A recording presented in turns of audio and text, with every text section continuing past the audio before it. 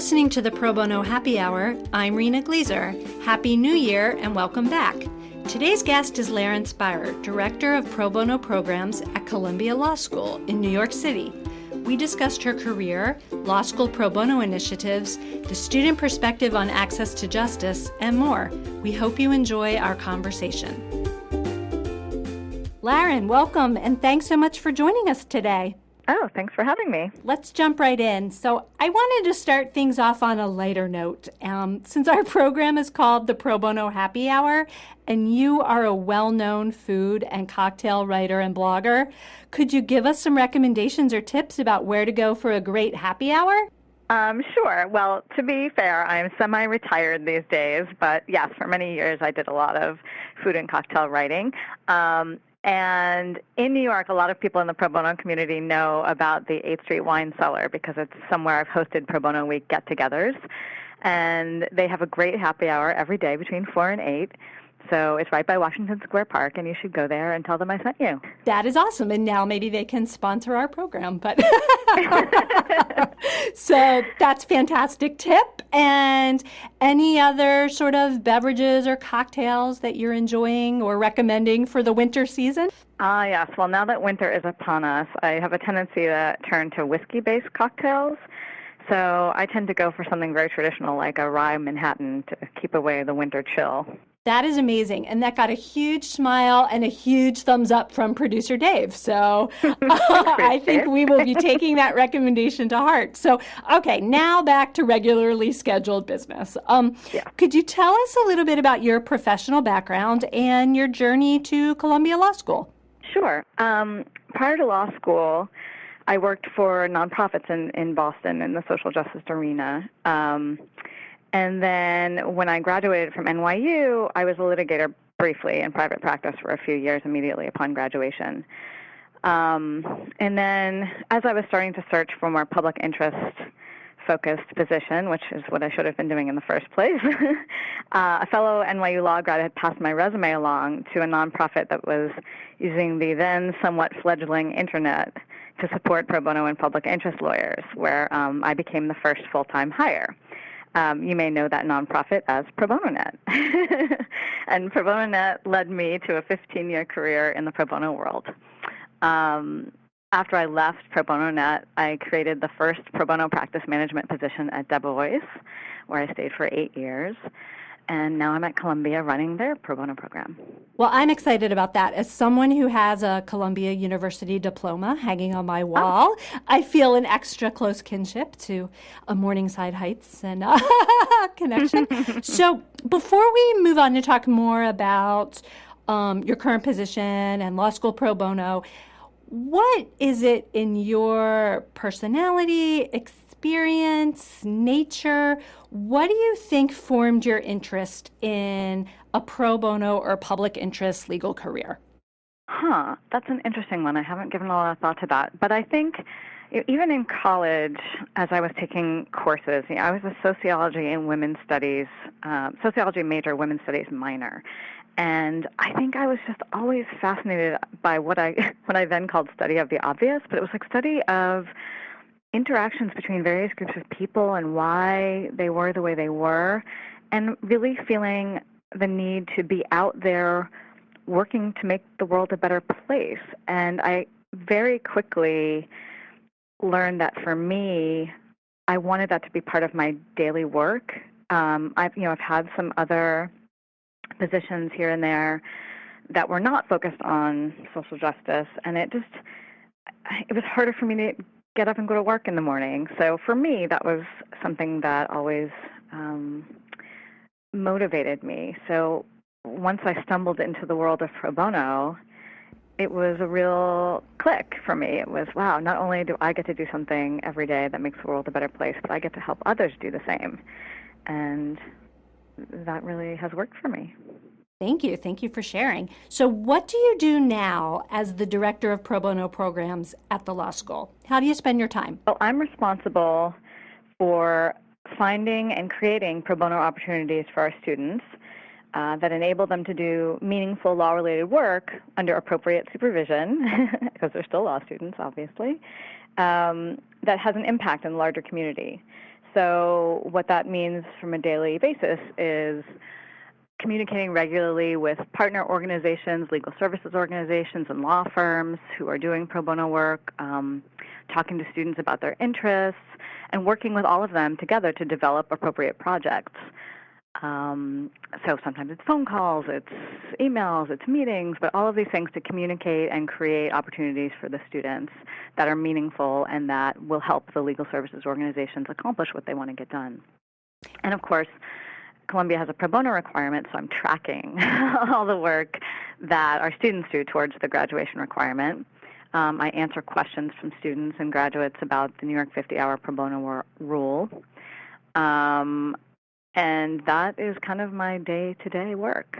Awesome. We'll dig into both of those a little deeper in a minute, but is there anything that you wish you could be doing or spending your time on that you just sort of never seem to get around to? Well, there's always a lot of students, so there's a lot of work to do. I think that in the nature of my work, I wish I could conduct more of my business in person. I feel like in the pro bono world, fostering relationships is incredibly important. And I do get a chance to meet with our pro bono partners from time to time, but not as often as I want to. I mean, everybody's busy and email is more efficient, but I think there's something really important about meeting with people face to face, and those relationships make our pro bono work stronger. That is definitely one theme that a lot of our guests have brought to the program. Pro bono is a relationship business, for sure. Oh, absolutely. So how do you think, looking back from when you were in law school as a student, how has pro bono changed at law schools, and how have the students themselves changed? Well, that's a sort of a funny question, because I actually I went to NYU, which is a law school that didn't have a pro bono requirement. I didn't do any pro bono work in law school, which is very strange for me to say out loud. In law school, I was really busy with things like the Law Review show, and I started an a cappella singing group in law school, but that still exists to this day, which I'm kind of proud of. Quite a legacy, for sure, yep. I do remember several friends participating in the Unemployment Action Center, but I really don't remember there being a plethora of opportunities. I mean, what I find now is that the students I interact with are incredibly, incredibly motivated, and they're really eager to get out into the real world. They're really eager to take their legal knowledge and make a difference. I think that pro bono gives them a great structured mechanism to do this with appropriate training and supervision. And students are not shy about reaching out if they think there's something that we don't yet offer that they want to create. And I love that enthusiasm, and I always am excited to build new projects with students based on their ideas. I think for any number of reasons, that sea change is real and dramatic, and kind of goes beyond your experience at NYU and my law school experience at Duke. I mean, just in the sort of decades, at least for me, since I was in school, just the whole public interest and pro bono resources at law schools have gone from like nothing to flourishing. And it's an amazing, and it's a really productive change, because I've always thought if we inculcate people when they are new in their career, then they've set habits and practices and values for the rest of their career. It's like exercise, you know. I wish I had adopted an exercise regime earlier in my life. I would be a lot better for it, but it's true for the pro bono ethic as well. So I think it's a really exciting development and positive influence on the profession writ large, you know, from law schools up and down. What types of issues grab students' attention? What do they feel passionately about these days? Well, I see students, because I'm working with so many students, I see students who are passionate about everything. They do tend to focus. So we have a lot of student groups that focus on particular issues. I find that our immigration projects are very, very popular, especially now. LGBT rights work, and we have a number of very strong domestic violence-related projects, and all of those are always super popular with students. And I also see a growing desire for working with small businesses, micro enterprises, And so I'm always on the hunt for more pro bono opportunities like that and more transactional opportunities in general, because I think that's a huge part of the pro bono world, and one that they're not necessarily seeing as early as they might otherwise. Yeah, and I'm sure it's intuitive, right? Most people, when they think pro bono, snap their fingers, what comes to mind? It's something court-based, right? It's going, Right. And Columbia in particular, I mean, I'm sort of dating myself, I'm sure, but it is a great training ground for prominent corporate lawyers who are going to go on. So I'm going to interrupt you because this is push a myth back. we are constantly trying to bust at Columbia, because look, I mean, I'm a little bit biased because I work in the office that does all the career advising for the public interest, government, and human rights-minded students.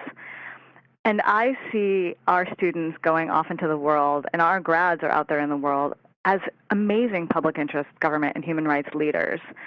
So, it may be that sort of, quote, traditional Columbia path has a lot of people going straight into a big law firm, and then from there going on possibly to government, public interest, human rights, or in-house. I think it's not as corporate heavy as that myth that is still lingering for whatever reason. I think our numbers are fairly consistent with other law schools, and I'm seeing public interest students at Columbia supported and motivated and continuing the pro bono work throughout their careers, no matter where they are, actually. Oh, yeah. And shout out to public interest career-minded students. I am thinking about the segment of the pie of students who are going to go into private practice. Right. There's always going to be some portion of the class who is going to go to sort of law firms. And that some portion of that group of the class are going to go to non-litigating practice areas. Absolutely. That said, I do find, in having worked at Debevoise for years and years, that a lot of corporate attorneys don't necessarily do solely transactional pro bono. Some of them like to keep their fingers in the litigation world, but a lot of them do, and I think it's great that they are inspired to do so, hopefully based on some things that they've done as law students or beyond. Oh, yeah, and I think it goes back to planting the seeds early, when they have that comfort level that they're not only their practice area, right? That's one of the things that's great about lawyers is we read, we think. There's a little bit of that generalist in us that you don't want in your brain surgeon. So I think that's a great thing to have implanted in people from the get-go. That said, I think people with a variety of long-term interests could be interested in helping nonprofits and social entrepreneurs and mom and pops. And I think there's a real feeling that so much of pro bono work is tied to alleviating systemic poverty and right. And so community economic development and things that bring jobs and things that bring future are all very meaningful opportunities. So I think that's a great area for people to be involved in. So I am intrigued, and I bet our listeners will be too, by something that sounds both super fun and super meaningful. Spring break caravans. Could you tell us about those? Sure. Our spring break caravans are trips that happen each year. They're student-driven, so they are proposed by students and run by students, although they are approved by us, where students go and they spend their spring break doing pro bono work out in the world, all over the world. And this year we'll have about 100 students going off on about 18 caravans. And they are going all over the place and doing some amazing work. So what are some examples of places they've gone and the types of work they've done? So we had students who work in the International Refugee Assistance Project go to Jordan to work with Iraqi and Syrian refugees. And sometimes these are clients that they have been working on as pro bono clients during the year, so they actually get to meet them in person, which is pretty exciting. And they conduct client intakes and meet with local NGOs and learn more about the situation facing refugees on the ground in the Middle East. So that's one particular project. We have students who go down to the Miami-Dade Public Defender and do work with them. We have students who go to South Africa, do human rights work, doing interviews. The past few years it's involving education rights, so they'll go to different communities and do interviews with folks in schools, trying to build the groundwork for human rights matters. This year we have students going down to the Dilley, Texas Immigration Detention Center, which is going to be a very intense pro bono project. And these are students who are going down to represent immigrant and refugee mothers and their children at the detention center down in Dilley and help prep the clients for their credible fear interviews and that sort of thing. So it's real hands-on work, but it's widely varied, and it's exciting because students get to go out there and work really hard for a week. Sounds amazing and intense. And who plans these trips, and how do they get paid for? Good question. Yeah, I know that's what everyone's wondering. Yep. The students submit their ideas, and there's a little back and forth between me and this potential supervisor of the legal services organization that's going to host them, just to make sure that all the pieces are in place in terms of training and supervision. And then once they're approved, the students apply. Columbia provides a teeny tiny bit of funding. We have recently been funded a bit by our Columbia PILF, the Public Interest Law Foundation. So it's a separate nonprofit, but it's sort of under the Columbia rubric, but it is a separate nonprofit. And they have given a grant that provides need-based funding for students who apply. So that way more students who may not otherwise be able to self-fund can go. Also, the students do raise money on their own through things like, cocktails for caravans, karaoke for caravans, bake sales, all kinds of things. Yep. They're very creative to support their travel. Who typically goes, meaning like what year of school, or is it all over the lot? It's all over the line. So everyone from 1Ls to LLMs. I mean, we tell the student leaders that we would prefer that they give preference to LLMs and 3Ls since it's their last year. Yep. But really people go from across the board. That's amazing. It's such a smart and exciting project to make use of sort of time and give people such beefy experiential opportunities to really make a difference. It's amazing. Yeah, it's incredible. And they always come back with amazing stories, and we do a panel where they talk about the work that they did, and I think it's amazing for students who maybe haven't done pro bono or taken on that sort of responsibility yet to hear what real work the students actually did on these caravan trips. Yeah, I'd imagine it's life-changing, not just for the clients being served, but also for your students. Absolutely. What are some of the other programmatic elements of the pro bono program that you could share? Yeah, so in addition to caravans and what I call the in-house pro bono projects, so those are the more structured projects that I either build on my own with legal services organizations and law firms, or with student groups and legal services organizations and law firms. We do programming about pro bono. We have a panel every year about law firm pro bono and how one would use law firm pro bono no matter what they want to do in their career. So, whether that's leaving a law firm, whether that's going in-house, whether that's transitioning from, law firm to public interest or not, how does pro bono make you a better lawyer and get you to where you want to go in your career? And we also have a lot of resources about evaluating pro bono at law firms. I do a lot of advising about pro bono at law firms and meeting the various pro bono requirements and how to plug people into appropriate opportunities. Another piece that's sort of tangentially touching the pro bono program is We have an externship class on pro bono practice and design. So this is a class where there's a weekly seminar where we explore how and why pro bono is an integral part of legal services delivery and how it's beneficial to each of the factions involved.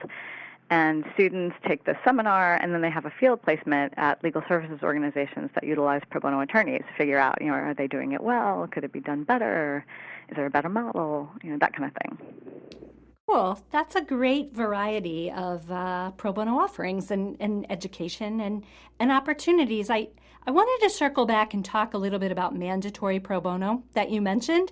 As you said, Columbia requires that students perform at least 40 hours in order to graduate. So could you tell us a little bit more about how that works?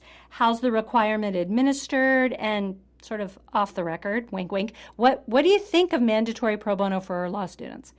I think it's a great thing, off the record or on. Columbia's requirement was established approximately 25 years ago. So before, I certainly wasn't instrumental in getting it off the ground. And it's one of really only about, I think I may be off on this number, approximately 30 schools in the country to have a pro bono requirement. I mean, I think it's a little surprising, given our ethical obligations as attorneys, that more don't have this requirement. But this requirement is one of the reasons I came to Columbia. I think it's important, and I think I wanted to be somewhere where a lot of pro bono work was being done. So our students are required to do 40 hours of approved pro bono work sometime after their first year and before they graduate. So they're still allowed to do pro bono their first year, but that counts as voluntary, not mandatory. I think the notion is we don't want them to feel pressure to do anything that would interfere with their schoolwork their first year. Students can select from any of these in-house projects, as I mentioned, or they can propose something on their own, as long as it meets our guidelines. So as I said, I'm a fan. It opens up students to the idea of meeting our ethical obligations as lawyers. And many students report on their evaluations, which they are required to do to get credit. They're required to do an evaluation, and their supervisor is required to do an evaluation. But they report on those evaluations that the pro bono work they've done as part of that requirement has made them more likely to do pro bono work going forward. I mean, not all of them, but many of them. That is great data, actually, because there have been kind of episodic studies about whether pro bono at the beginning of your career leads to a lifelong commitment of pro bono and attitudes. And so it's great to have some empirical data. Yeah, I mean, we have this little data point, and we've recently started doing a 5-year survey of our grads, and we do ask them questions about pro bono. We're only in our third year of doing that. So, over time, I hope to build some data and be able to connect the dots. Yeah. So we'll see. So is there anything that you would like to change or improve about the requirement or the implementation and administration of the requirement? I think it's a great requirement. I think that because there's a lot of moving parts, it's just hard to get students to do everything on time, and there's often people I'm hounding towards deadlines. But all in all, I think it's great because we get feedback from the students. It's great because we get feedback from the supervisors, and ultimately, we can see what kind of work was the most interesting to them. I think I'd like to improve some of my tracking of the different types of work so that I can analyze what students gravitate towards even better than I do now, and I think that'll be helpful in developing new programs for them. So that harkens back to what we talked about earlier. If you had endless time, right, endless hours in the day, you could work on tracking. But no, I would have somebody else work on tracking. Exactly. But yeah. Endless resources. We could delegate tracking. That would be amazing. So let's talk about sort of a related requirement. That is the New York State bar, the admission requirement to do 50 hours of pro bono before you're admitted to the bar. We've talked about this several times on the program with different guests in different contexts, and I'm curious, from where you sit, just a little description of the requirement and the implementation, and what do you think about this? Because this is slightly different than law students in school. This is, people in order to be admitted to the bar. So what do you think of this requirement?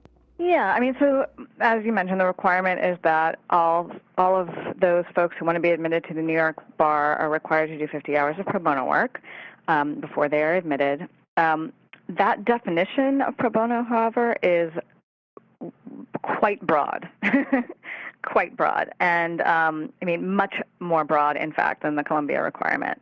So most of our students have very little problem meeting that requirement, because some of the things that they would do that wouldn't count for Columbia, like spend a summer working at a government public interest human rights organization, even if they get a stipend, that does not count for Columbia because they got paid, but it would count for New York regardless of the stipend. So they don't have trouble meeting that requirement. I generally, I do think it's a good thing. I think it shows the world that New York cares about this. I think that it is a step in the right direction of increasing access to justice. I think the one big lost opportunity is that the courts, nobody is tracking the data. Back to tracking again. Nobody's tracking the data electronically of where these folks are doing work, what kind of work, what types of organizations they're doing it for. And I think that data could be used in a meaningful way to divert resources and boost up pro bono programs and legal services in a manner that's responsive to it. That is a missed opportunity for sure. In terms of using reliable information to make policy decisions, to inform us going forward. So, yeah, that's too bad. What, if anything, is on the horizon at the law school in terms of new pro bono or social justice initiatives? Do you have anything cooking or that you see coming down the pike? Well, I think students seem to be somewhat interested in cross-disciplinary collaborations. We've had some social justice discussions with folks in the arts at Columbia, and that's definitely very different from the way lawyers do things. And so there's definitely been some interest in that.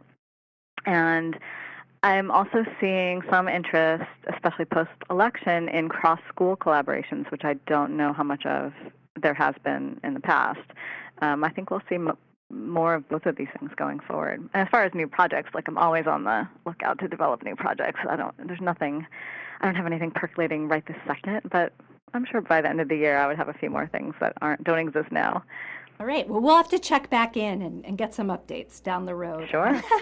I wanted to talk about a recent article that you published. It is called Quick Tips for Enhancing Your Law School Pro Bono Program. And I thought several of the tips were really universally relevant across a variety of pro bono settings, whether you're in a legal services organization or at a law firm or wherever you are. And for people who are interested, you can find the article online. It's in the December 2016 issue of the NALP Bulletin.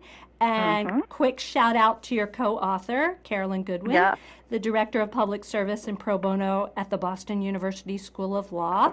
And okay, let's talk about 3 of the tips. The first one is use social media to promote your pro bono program. What's that all about? So, coming from a bit of a technology blogger background, I'm always excited to use technology and social media. And I think our students, our community, everybody is out there interacting on social media, so it would behoove us to do so as well. And it really is a little bit of a low-hanging fruit. You can set up some basic recurring posts. You can quickly and easily highlight student work. You can post tips, and it's just a quick and easy way to interact with students and the community. So, for example, we always follow all the organizations that our students go on, where our students are posted during caravans. And, we tweet at each other, and there's pictures of the students and things like that. It can be a lot of fun. Yeah, and I think even quote-unquote conservative law firms are, getting into the social media game. Maybe belatedly, but, we're getting there. We're getting there. So you've got to go where the people are. And if you want to communicate, you have to know your audience and tailor accordingly. So tip 2, develop recognition programs. What's that all about? Yeah, so especially in a situation like mine where there's a requirement, so you know that everybody's doing 40 hours, let's say, I think it's important to highlight those, especially law students. Law students are very busy, and to highlight those who go above and beyond the call of duty. So we have an annual dinner where we honor, among other things, students who have done over 100 hours of pro bono work and our student project and caravan leaders. And I think it's important. They put a lot of, either they're putting in their own pro bono hours to do the work, or they're putting their hours in to organize these projects in addition to usually doing the projects. And I think the recognition goes a long way. And, it's something they can put on their resume and talk about in interviews. And it's a good experience for them. And I think that applies in a variety of settings. People enjoy being recognized. It motivates and inspires. And we think about, a lot of law firm pro bono recognition events we've talked about on this program, Pro Bono in the Park, and other things that guests have done. And I think beyond being fun, there really are impactful purposes to these activities. So I agree. Although I've heard in my time in the pro bono world, I've heard a counter argument to that, which is we shouldn't recognize it because it's expected of everyone. Yeah, I think those are the same people that don't like to use the word volunteer because you're not really volunteering. It's part of your obligation. So sometimes we just have to use shorthands because English and grammar fails us. And sometimes, we do want to be rewarded for filing our taxes. We need a little treat. I'm not saying I agree with that philosophy. I'm just saying it's out there. Oh, yeah. And I do agree that an undercurrent is, it's the right thing to do. So, there is this good in and of itself. So, yes, absolutely. So the third tip I wanted to talk about is remember that students are our best ambassadors. What do you mean by that? Well, I've noticed that sometimes we, as administrators at law schools, pass along information to students, but they may not receive it as strongly as they might when they receive it from a peer. So hearing from Susie's student who did the pro bono project that you are interested in, telling you directly what a great experience it was and what she got out of it, might be different from me as the director of pro bono programs telling a student about it. 100% agreed. First of all, peer pressure works. So let's leverage it. Let's leverage it and role modeling for good. Second, and this comes up a lot at law firm pro bono programs, where you're the pro bono responsible person, you're the professional, and you send out email after email after email, delete, right? Same message, same messenger. Well, how about getting other messengers, right? Let's show that this isn't a one-trick pony, or that there's only one person who has skin in the game, but that our bench is broad and deep and top down and bottom up. So I think different voices are important, and people who have had amazing, however they define amazing, pro bono experiences are our best recruiters and ambassadors. Agreed. So, I actually employed that strategy quite effectively at Voice, where one of the things I did was I strategically went to corporate department individual team meetings. We had a number of teams within the corporate department, and had people talk to each other, talk to the group about their pro bono work. And it was fascinating because people didn't necessarily, within the same practice group, didn't necessarily know about the pro bono work that others had done. And especially when it was coming from a more senior associate or a junior partner, it was an excellent. I just had to sit back and watch. It was fabulous. Yep. It was an excellent recruiting tool.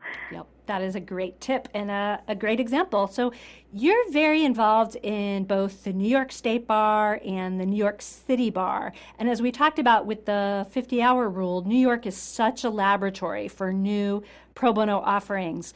What's coming next? Is there anything that you're excited about that's coming down the line?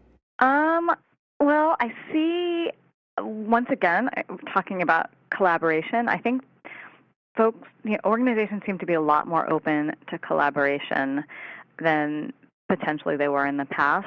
And I don't know if that's because resources are limited and people want to leverage that. But I'm seeing, increased use of technology to leverage resources, cross-organization collaboration to leverage resources. things like there's discussion about centralized intakes so that, a client who might do intake with one organization, and if they are not accepted, then they don't have to go through it yet again with another organization who might have different requirements as to who's eligible for services. So, there's different things percolating, but I don't have one driving force that I see right now. Okay, we'll stay tuned on that too. But I like the ideas of collaborating. I think there really has been this awakening that we're stronger together, and that whether necessity is the mother of invention or not, I think that's a common theme. And also efficiency, right? We just have to be smarter about how we do all of this. So I think your point about intake speaks to that as well. So you are incredibly well situated for this next question. What advice do you have for law students and lawyers who are just starting their careers? Well, I always say do pro bono work early and often. But in addition to that, I say talk to everyone you meet who does work that you find interesting and talk to them about how they got there. I think I'm one of those people who wants to know everything that's on the buffet before I can make a decision. And I think there's a lot of paralysis like that in terms of legal careers. You kind of, if you don't know what's out there, you don't know what's out there. And so the second you start talking to people who do things that are interesting, you find out it opens a whole new door to what might be out there in terms of possibilities for a legal career. And I would strongly encourage young lawyers to do that, even if it's a little, it's networking, quote unquote, and they don't like it and might go outside their comfort zone, but it's really important. I love that, and that's where I think you just have to get beyond websites, right? You have to and market. You have to really talk to people, and that's where I think law schools are so helpful because they have a great alumni network and they can help make connections. And that's also where, again, I'm so old, but email is so great because you can email people and they'll respond or they won't respond, but it's not embarrassing. It's, it's sort of, and I think people genuinely like to be helpful. They like to talk about themselves and they're happy to share their stories. So it's cool. And I also think that you'd be hard pressed to find a person who hasn't benefited from somebody else's assistance. And so I think most of us really feel an obligation to pay it forward. If somebody did that for us, opened a door, made a phone call, connected you to somebody for your career, why would you not do that on somebody else's behalf? Yeah, I think the first step is getting up your courage to make the ask, right? To put yourself out there, and it will pay dividends. So I agree with that. That's a great tip. Who is your pro bono or access to justice role model? And feel free to give more than one. Well, I've had the privilege of working with and meeting some wonderful people over the course of my career, two of which are no longer with us, so I'm going to start with them. But Hannah Cohn, who used to be the executive director of the Rochester Volunteer Legal Services Project, and Tanya Neiman of the San Francisco Bar Volunteer Legal Services Program, were people who crossed my path while I was at Pro Bono Net, and they were both wonderful mentors and incredibly inspiring to me, and I always think of them quite fondly and think about the kind of public interest leader I would like to become someday. The other person who is happily still with us is Lillian Moy, who is the executive director of the Legal Aid Society of Northeastern New York. I mean, she's somebody who I've crossed paths with her this whole time, and being more involved in the state bar now, I get to see her more often. But she's also a wonderful mentor and role model. She's always out there. She's always has an opinion. Always trying to push boundaries and do bigger and better things and increase access to justice. And she's somebody who I turn to for advice, and her most recent advice to me was think big, which I think is a great bit of advice for anybody out there in the pro bono public interest world. Wonderful. Thank you for sharing. Those are inspiring examples. Let's end with this. If you had a magic wand, what one thing would you change about pro bono or access to justice? so many things, but if I had to pick one, or two, it's okay. I'll start with one, which will cascade, I think, like a massive increase of funding for legal services.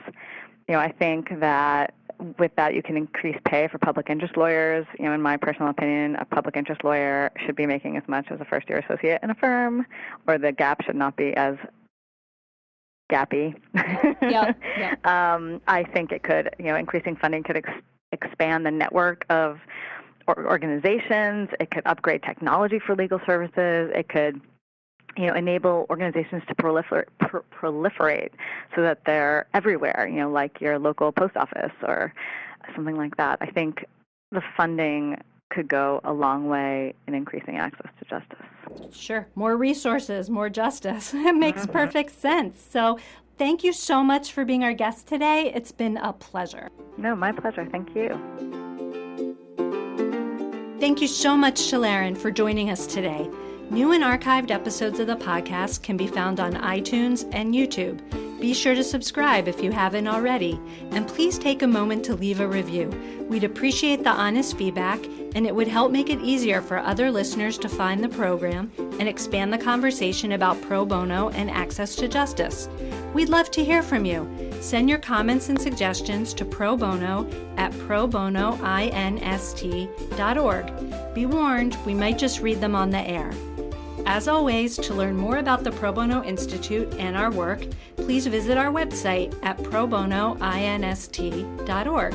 The next program in the Esther Lardent Leadership in Pro Bono series, a conversation with Tim Mayopoulos, the president and CEO of Fannie Mae, is scheduled for January 25th in Washington, D.C., and registration is now open for our annual conference, which will be in March.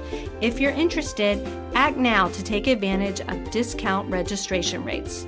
Thanks for listening, and we'll see you next time on the Pro Bono Happy Hour.